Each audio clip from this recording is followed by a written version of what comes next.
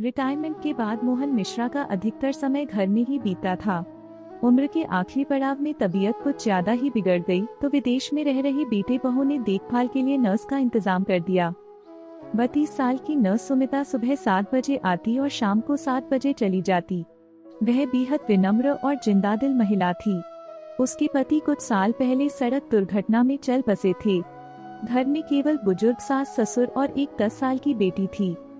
सुमिता की देखभाल और दवाइयों के असर से मोहन जी की तबीयत में सुधार होने लगा।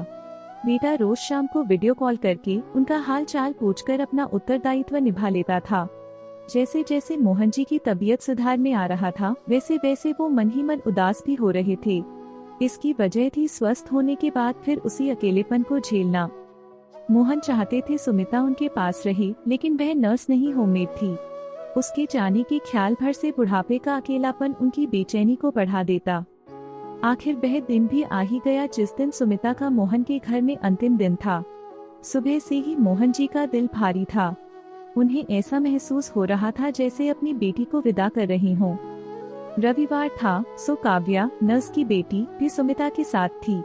शनिवार को उसके लिए लाई ड्रेस, चप्पल, खिलौने और मिठाई बड़े प्यार से दुलार करते हुए मोहन जी ने उसे थमाया। काव्या झिझकी और अपनी मम्मी की तरफ देखा। मम्मी की नजरों से हाँ का इशारा मिलते ही उसने सामान ले लिया। इसमें क्या है अंकल जी? सुमिता ने पूछा। तुम्हारे लिए सूट, मोहन जी ने कहा। लेकिन अंकल जी, इसकी क्या जरूरत थी? जरूरत नहीं थी बेटा, यह तो बस एक बूढ़े पिता का अपनी बेटी के लिए प्यार समझो। यह कहते हुए मोहन जी ने आशीर्वाद भरा हाथ सुमिता के सिर पर फेरा। यह देखकर सुमिता की आंखों में आंसू आ गए। सब सामान उठाकर दोनों माँ बेटी जाने को तैयार हुईं, तो अचानक सुमिता ठहरी और मुड़कर मोहन जी को देखा। उनकी आंखों में भी आंसू थे। सुमिता चलकर मोहन जी के पास आई और उनके गले लग गई। यह शायद संसार का सबसे सुंदर दृश्य था। सुमिता ने अपने पर्स से अपना कार्ड निकाला और मोहन जी को देते हुए कहा, अंकल जी, बीमार वृद्धों की देखभाल करना मेरी जॉब है।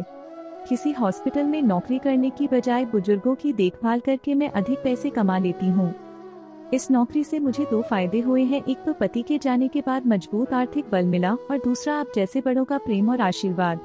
जितने भी अकेले वृद्धों की मैंने देखभाल की है उनसे पारिवारिक रिश्ते बन गए हैं।